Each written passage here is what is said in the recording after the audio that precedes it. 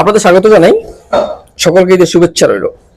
আজ আমাদের আনন্দের দিন, বিশেষ করে বাংলাদেশ দল জয়লাভ করাতে আমরা আরো বেশি আনন্দিত। চলমান নবম টি-20 বিশ্বকাপের সর্বশেষ অর্থাৎ গ্রুপ পর্বের চতুর্থ খেলায় আমরা আমাদের প্রতিপক্ষ নেপালকে হারাতে সক্ষম হয়েছি। 21 রানে আমরা দলটিকে হারাই। প্রথমে আমরা ব্যাটিংয়ে নেমে আমাদের ব্যাটারদের ব্যাটিং ব্যর্থতায় মাত্র 106 রান সংগ্রহ করতে সক্ষম হয়েছিলাম। তখন আমরা বক্তব্য ধরে নিয়েছিলাম, ভেবে নিয়েছিলাম আজ আমাদের পরাজয় সুনিশ্চিত, আমরা নেপালের সঙ্গে হারতে যাচ্ছি। এর মধ্যে বাংলাদেশ দলের সঙ্গে ভাগ্য ছিল।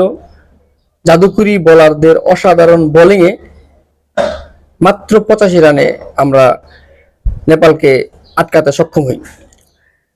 জাদুকরি বোলার মোস্তাফিজুর রহমান তার কাটার এবং তানজিদ হাসান সাকিবের অসাধারণ বোলিংয়ে আমরা জয়ের মুখ দেখতে পেলাম। মাত্র 7 রান খরচে মোস্তাফিজুর রহমান 3টি উইকেট শিকার করেছেন, যা অতি প্রশংসনীয়। তিনি দ্বিতীয়বার যে বলগুলো করলেন, বিশেষ করে একটা ওভার লাস্ট 19 নম্বর ওভারটি তিনি করেছেন, সেটা হচ্ছে ম্যাডেন, একটা উইকেটও পেলেন। তখনও আমরা নিশ্চিত ছিলাম না যে আমরা জয়লাভ করব। তার এই বলের দ্বারা আজকে আমরা জয়ের মুখ দেখতে পেলাম। বাংলাদেশ বর্তমান সময়ে যে দলটা গঠন করেছেন, 2-1 ব্যতীত পরিপূর্ণ একটা টিম। মেহেদী মিরাজ থাকলে হয়তো আরেকটু সুন্দর হতো টিমটা। আমরা যে ব্যাটিং ব্যর্থতায় ভুগছি, এটা এখনো আমাদের কোচ কিংবা আমাদের অধিনায়কের চোখে আসছে না।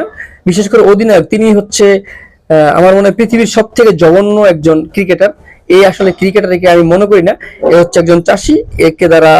এর দ্বারা মূলা চাষ করানোটাই প্রযোজ্য। এই হচ্ছে মূলা চাষি হিসেবে গণ্য। একজন চাষি তো আর ক্রিকেটার হতে পারে না। একজন চাষির কাজ হচ্ছে চাষাবাদ করা, সে মূলা চাষ করবেন। শান্তর কাজ হচ্ছে মূলা চাষ করা। এখন পর্যন্ত বিশ্বকাপে 4টি ম্যাচ গড়লো, এর মধ্যে তিনি মাত্র 26 রান করলেন। 4টি ম্যাচ মাঠে খেলে তিনি 26 রান করেছেন, একটি অতি লজ্জাজনক। তাও আবার অধিনায়ক হওয়া সত্ত্বেও তিনি একজন অধিনায়ক নেতৃত্ব দেন। তার এই নেতৃত্ব দ্বারা দলটি মাঠ পর্যায়ে চলে। 26 রান সংগ্রহে তার অর্জনটা কতটুকু আমরা অবশ্যই জানি, আমরা সব দেখি। তবে বিসিবির এটা চোখে পড়েন না। উনি আবার অধিনায়ক হয়ে বলছেন যে অধিনায়ক হলে নাকি রান পেতে হবে, এমন কোনো কথা নাই। এটা তো আসলে লজ্জা শরমই নেই, এ হচ্ছে নির্লজ্জ। এই ক্রিকেট থেকে অবসর নেওয়া উচিতের। যখন ক্রিকেটটা শেখার পর উনি আবার মাঠে নামুক। আমাদের পরবর্তী প্রতিপক্ষ সম্ভবত অস্ট্রেলিয়া। আমরা আশা করি, প্রত্যাশা করি অস্ট্রেলিয়াকে আমরা হারাবো।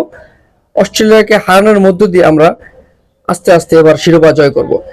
আমাদের জয়ের ধারাবাহিকতা অব্যাহত থাকলে আমরা আশাবাদী, আমরা যে কোনো দলকে হারাতে সক্ষমতা রাখি, আমরা জয় লাভ করব, আমরা শিরোপা নিয়ে আসবো। পরিশেষে বলতে চাই, ক্রিকেট গোল বলের খেলা, বলা যায় না। তবে আমাদের দল খুব ভালো খেলছেন, এখন পর্যন্ত সেটা প্রমাণ দেখিয়ে আসছে। Mustafizur Rahman, you are beauty. তোমার দ্বারা আজ দল জয়লাভ করলো। আজকের নায়ক তুমি যদি দলকে সাপোর্ট না দিয়ে, ভালো বোলিং না করতা, তানজিদ হাসান সাকিব যদি সাপোর্ট না দিতেন, আজ আমরা ম্যাচটি হারতাম। নেপাল তেমন কোনো বড় দল না, আমাদের কাছে ছোট দল। আমাদের কাছে না, শুধু বিশ্বের সব দলের কাছেই, মানে যারা ক্রিকেট ভক্ত, যারা ক্রিকেট বুঝে, সবাই জানে নেপাল একটা ছোট দল। কিন্তু আজ তারা যে শ্বাসরুদ্ধকর ম্যাচটা দেখালেন, আজ না শুধু তারা সাউথ আফ্রিকার সঙ্গে একটা ম্যাচ দেখিয়েছেন, তো আমাদের সঙ্গে শ্বাসরুদ্ধকর ম্যাচটা আমরা অনেকটা আতঙ্কিত ছিলাম, আমরা ভয়ে ছিলাম, আমরা হারতে পারতাম।